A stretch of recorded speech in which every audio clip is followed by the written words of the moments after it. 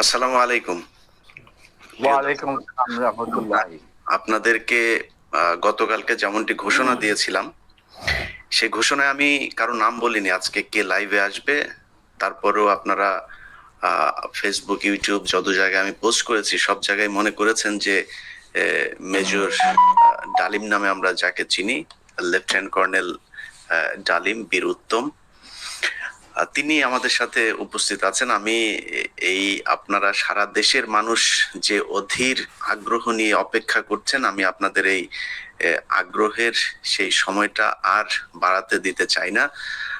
আমাদের এই জাতির সূর্য সন্তান, যিনি আপনারা 2024 সালের স্বাধীনতা দেখেছেন, 1975 সালের যে স্বাধীনতা, সেই স্বাধীনতা এনে দিয়েছিলেন আপনারা যে মানুষটিকে দেখছেন, সেই মানুষটি জনাব মেজর ডালিম। আমি আপনাকে মেজর ডালিম বলেই চিনি, কারণ আপনার জীবনের সবচেয়ে যে পুণ্যের কাজটি করেছিলেন সেটা মেজর ডালিম হিসেবেই করেছিলেন, যে কারণে আপনাকে আমরা মেজর ডালিম হিসেবেই ডাকতে স্বাচ্ছন্দ্য বোধ করি।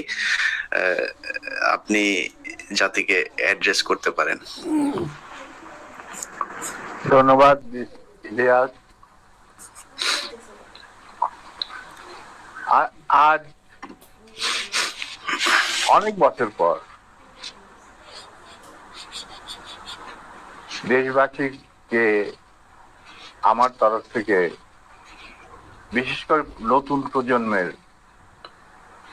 ছাত্র জনতা যারা ফ্যাসিবাদ বিরোধী আন্দোলনে আংশিক বিজয় অর্জন করেছেন, তাদেরকে আমি অভিনন্দন জানাই, সাথে লাল সালাম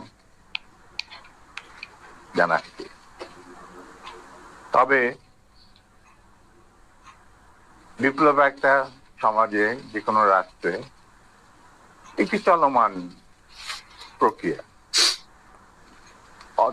সেই অর্থে তাদের বিজয় কিন্তু এখনো পুরোপুরি ভাবে অর্জিত হয়নি। তার জন্য আরো সংগ্রামের প্রয়োজন। পুরোপুরি ভাবে অর্জন করার পর তাদের এমন একটা অবস্থানে থাকতে হবে যেখান থেকে তারা নীতি নির্ধারণ করতে পারবে। তাদের যে ইচ্ছা, চাহিদা, প্রত্যাশা, যার সাথে জনগণের প্রত্যাশা চাহিদা মিল রয়েছে, সেটা বাস্তবায়ন করার দায়িত্বটাও কিন্তু তাদের নিজেদেরই করতে হবে। তাদের দায়িত্ব অন্য কোনো মানুষ এসে করে দেবে না।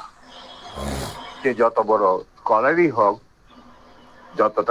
যতগুলি মেডেলের অধিকারী হোক, আমার দীর্ঘ জীবনের অভিজ্ঞতা বলে যে বিপ্লবী যে লক্ষ্য থাকে, সেই লক্ষ্য একমাত্র বিপ্লবীরাই সাধন করতে পারে, অর্জন করতে পারে।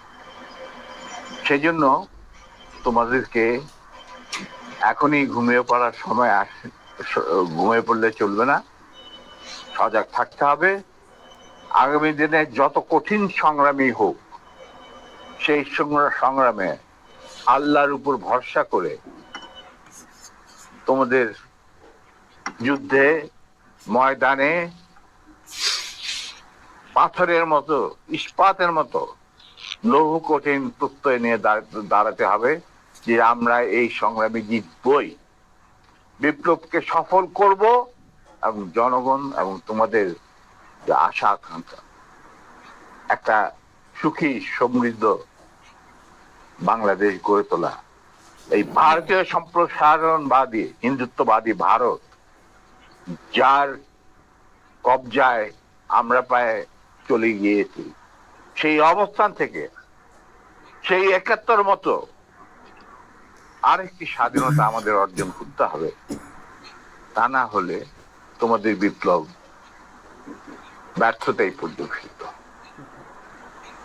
আমি এর বেশি কিছু আর বলতে চাই না। স্যার, সরাসরি মানুষ এই 50 বছর যে প্রশ্নটা আপনাকে করার জন্য অপেক্ষায় আছে, আমি মনে করি 75 কেন হয়েছিল স্যার? ইলিয়াস, 75-এ তোমার কি বয়স ছিল আমি জানি না, তবে আমার জন্ম হয় নাই স্যার। হ্যাঁ, তবে 75-এ যে মুজিব মুজিব 70-এর ইলেকশনের সময় 72-এর আগে, মানে 71-এর মুক্তি সংগ্রাম শুরু হওয়ার আগে ছিল, তার চরিত্র ছিল এক ভিন্ন প্রকৃতি। তিনি বাঙালি জাতীয়তাবাদের সংগ্রামে যথেষ্ট অবদান রেখেছেন। কিন্তু স্বাধীনতা যখন পাকিস্তান আর্মি 25-26 রাতে মানে বাঙালিদের উপর, নিরীহ বাঙালিদের উপর শেখ সন্ত্রাসবাদ, অ্যাট্রোসিটি বলো, জেনোসাইড বলো, চালালো, এবং যাতে লক্ষ লক্ষ হাজার হাজার শিশু, নারী, পুরুষ প্রাণ হারালো, ছাত্র জনতা কোনো কারণ ছাড়া। তারপর তখন সেই অবস্থায় আমাদের দেশের তথাকথিত বড় বড় জাতীয় নেতারা বিভিন্ন দলে, তাদেরকে কিন্তু কাউকে খুঁজে পাওয়া গেল।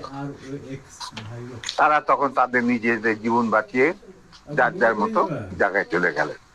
মুজিব স্বয়ং পাকিস্তান আর্মির কাছে ধরা দিলেন এবং তাদের সাথে একটা বন্দোবস্ত করে তার পরিবারের ভরণ পোষণের দায়িত্ব আর্মির হাতে তুলে দিয়ে তিনি পাকিস্তানে পাড়ি জমান। ডাক্তার কামাল হোসেনকে সঙ্গে যিনি ছিল major via media between Mujib and the army junta. তখন সেই দিশাহারা মানুষ বুঝতে পারছিল না বাংলাদেশে যে তারা কি করবে, তারা কোথায় যাবে, কিভাবে নিজের প্রাণ বাঁচাবে। সেই সময় চিটাগাঙ্গে থেকে ভেসে আসলো মেজর জিয়া স্বাধীনতার ডাক।